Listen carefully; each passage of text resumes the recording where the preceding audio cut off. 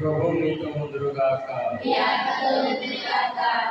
పునీత యోహాను గారు రాసిన పవిత్ర సువిశేషంలోని భాగము.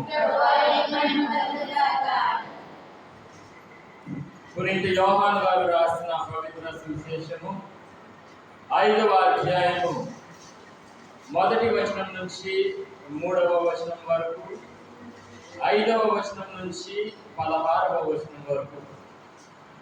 పునీత యోహాను గారు రాసిన పవిత్ర సువిశేషము 5వ అధ్యాయము 1వ వచనం నుంచి 3వ వచనం వరకు మరియు 5వ వచనం నుంచి 16వ వచనం వరకు. ఆ పిదప యూదుల పండుగ ఒకటి వచ్చెను. ఆ సందర్భమున యేసు యెరూషలేమునకు వెళ్ళెను. యెరూషలేములో గొర్రెల వాగులి వద్ద ఒక కోనేరు కలదు. దానిని హీబ్రూ భాషలో బెత్సదా అందురు. దానికి 5 మండపములు ఉన్నవి. ఇచ్చట పెక్కుమంది గ్రుడ్డి, కుంటి, పక్షవాత రోగులు ఆ నీటి కదలికకై నిరీక్షించుచు